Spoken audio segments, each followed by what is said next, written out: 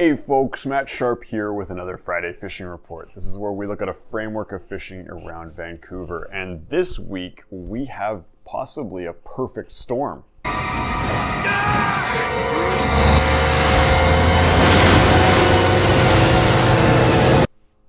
But not that kind of perfect storm. Actually a perfect storm, one that's good for fishing. One where we're gonna get just enough water to keep water clarity up, meaning it's not too clear, it's not too dirty. And also one where we're gonna have some fresh fish coming in with a good height, but it's not gonna blow the river out. So we're gonna look at the three major systems and how this storm is going to affect them. And then we will look at how that's going to push fishing around over the weekend. We're going to touch base on saltwater fishing. Saltwater fishing is slowing down. We are at the end of days sort of scenario with the fall salmon fishing out there. But there's still good fishing to be had. Our guide boats have been consistently catching fish for this entire week. So you probably got another week or two to go out there and get the last kick at the can, so to say. I'll touch base on that with a little more detail.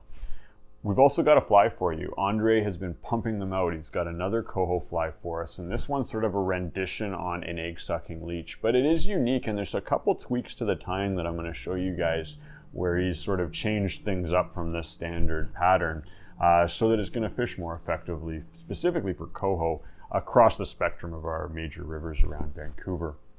If you guys are watching this report and you look down here and the date is totally off from when you're watching, hit up here. This will link to all of our Friday fishing reports. And like I said, we do it every Friday. So there should be one that'll be more up to date for you. And as always, if you like what you see here, you want to see more reports like this, please hit the subscribe button. And without further ado, let's get into the report.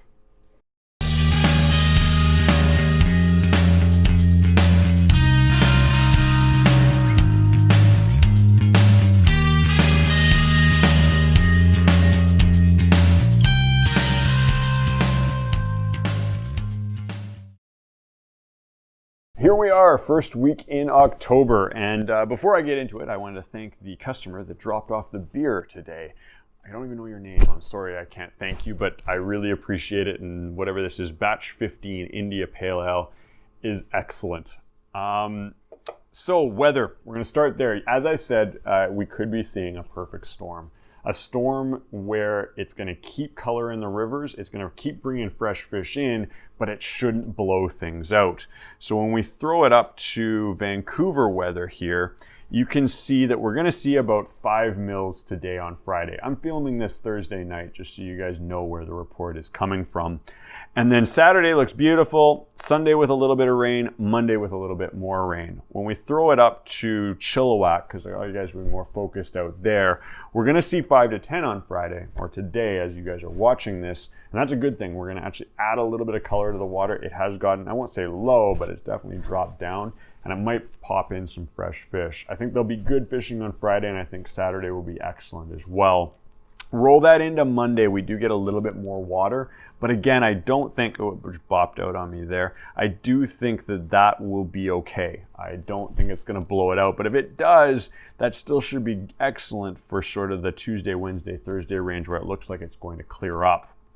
On the Squamish side of things, it's a very similar report. Sorry, I just updated again on me here. So on the Squamish side of things, we've got that 5 to 10 today as well. And Squamish is actually really low. It got cold. If you guys know, last week I was talking all about how the temperature would hit things, and I didn't think it would get that cold, but it did enough to really drop the Squamish down. And so that 5 to 10 is excellent. That's going to bump things up just a little bit. And as we look through, Saturday is going to be beautiful. Sunday will be a little wet. And then again, we're getting the almost identical bump on Monday of 20 mils. The temperatures I do watch here, we are sort of 8, 11, 8. They're a little bit warmer than we saw this week. So you might have some clarity issues on the Squamish early next week, but at least for this weekend, it's definitely go time. So looking at the water levels, obviously this is the BC River Levels site. Simply Google search BC water levels, and this is the first thing that pops up. It's going to give you a map. We've talked about this before. I'm not going to go into detail on it, but pop up the Chilliwack River, and we can see right here what's going on. And you can see this spike we had, and that was that heavy rain we had last week. This did go out, but not badly. but then it came into shape fairly nicely, and there was excellent fishing the last couple of days. This weekend we should see it spike just a touch with that fraying on today on Friday, and then probably another decent bump on Monday with that 20 mils. Throw it over to, this is probably the Elaho. Yep, that's the Elaho. And I was watching this graph because I wanted to see if that rain today, Thursday night, was pushing up the Squamish River. And you can see it sort of just dipped it up a little bit. But again, I'm not overly concerned about the water coming to today, Friday or Thursday night. And we should see decent fishing overall. And this is the Squamish graph, and you can see that blowout that was back on sort of the 26th, 27th that was quite substantial. And now we're down really low. I mean, this is 2.5. This is ideal fishing levels right now. What I was hoping for with some cold weather this week. Keep your eye on it. Check this before you go. But bottom line, the overall outlook is good. Okay, saltwater fishing. I'm not going to talk much on saltwater fishing, but I did want to let you guys know that we're still catching quite a few fish out there.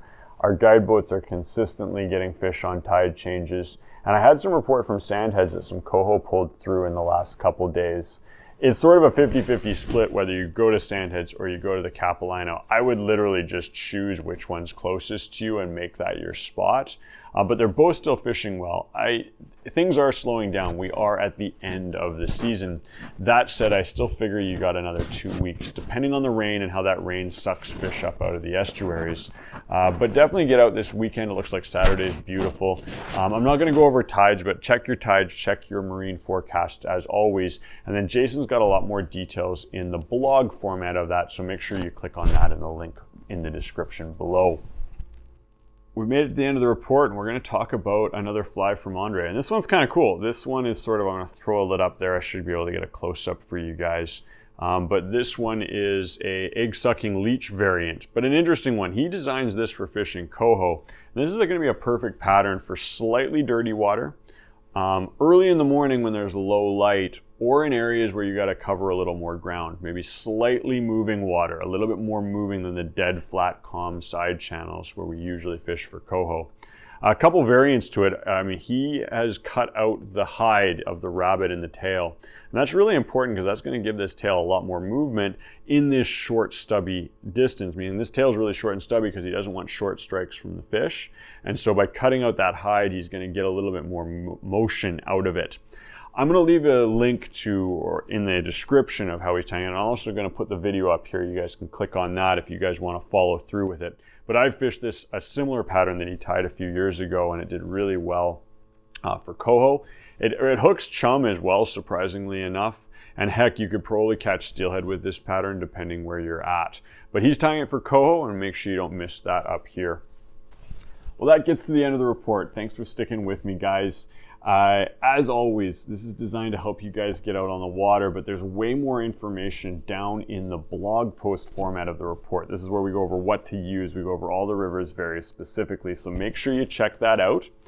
And as always, if you want to see more reports like this, please hit that like button. Consider hitting that subscribe button so you don't miss any videos, and we'll see you in next week's report.